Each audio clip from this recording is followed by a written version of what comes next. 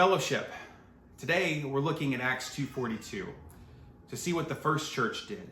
We want to be like that first church. We want to have the revival that the first church had. We want to see miracles. We want to see bodies healed. We want to see lives changed like that first church did.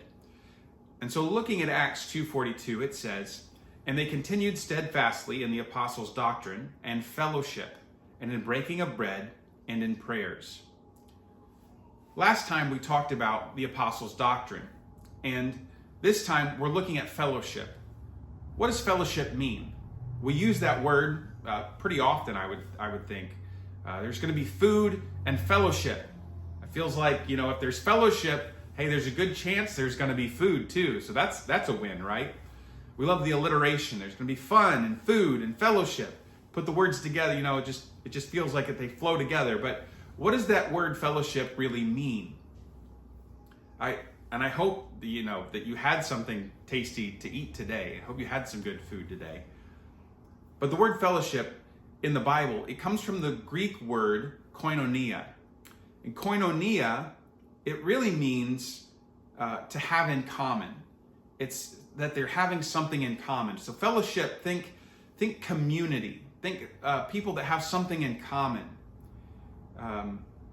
A group of people that share a common purpose, or they share a common goal. When I think of fellowship, I think of the Lord of the Rings and the fellowship of the ring. What was the fellowship of the ring? The fellowship was different people that came together for a common purpose and a common goal. They wanted to accomplish the goal of destroying the one ring that represented evil. And so these people of different backgrounds and different experiences with different skills and abilities, they came together and they united. They had a fellowship to accomplish the purpose of destroying that ring. They came together for a common goal, a common purpose. So think community. They've got a common purpose, a common goal. When I work at the courthouse, sometimes I'll see people that are struggling with drug addiction.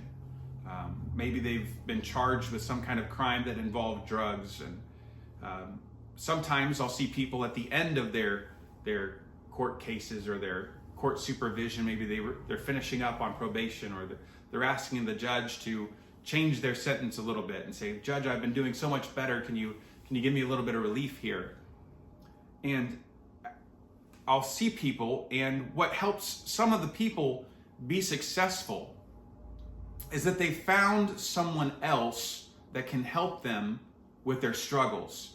They found some other form of fellowship, some other people that have come together with the common goal of helping that person through the difficult time where they're struggling with addiction. They're struggling with some kind of thing that they can't conquer on their own. And so they found something in common. They found people that they can rely on. They found community. And so that community is someone who can relate to them in their struggle and help them to overcome that struggle.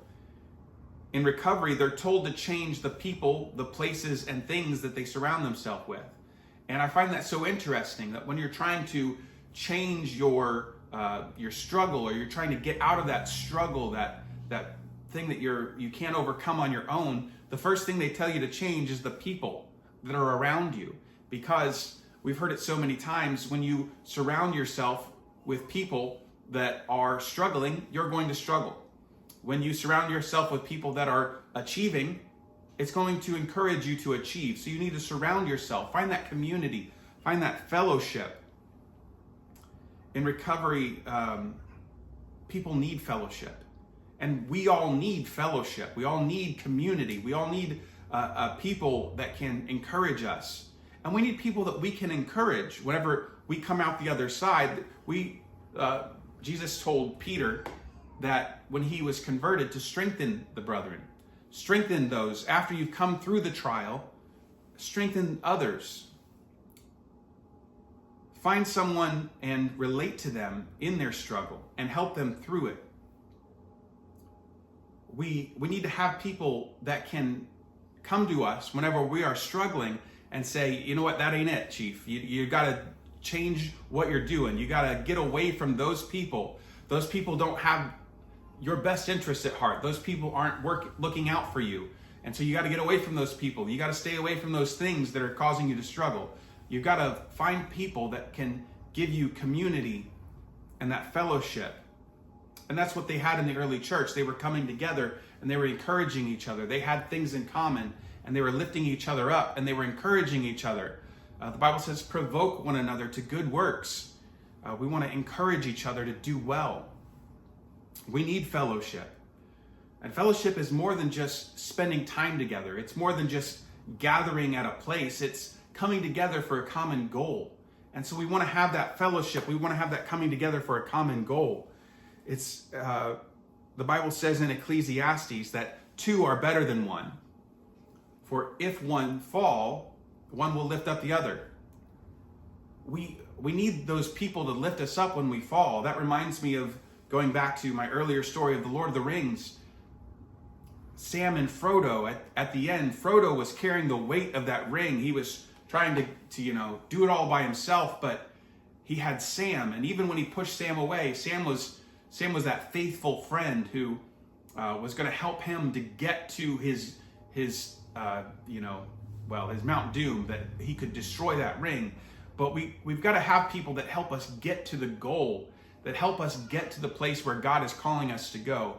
We've got to have people that can encourage us, people that can help us to become what God is calling us to become. We need fellowship. At the end of the day, we're all sinners, the Bible says. We all fall short of the glory of God. And we all need fellowship. We all need community. And so can I tell you today that it's okay to need help, and it's okay to give help. I think sometimes we get scared that how am I going to be perceived if I need help? Or how am I going to be perceived if I offer help and they don't want it? Well, what if we were just a community where we could help each other and give help and receive help whenever we need it? Sometimes I need help, and sometimes I want to give help. And so we need to find that sense of community. We need to find that sense of fellowship if we want to be like the first church, if we want to be like that first century church and see the revival and see the harvest and see the miracles and signs and wonders and ultimately see God's will accomplished in our lives and in our church. We've got to have fellowship. Thank you.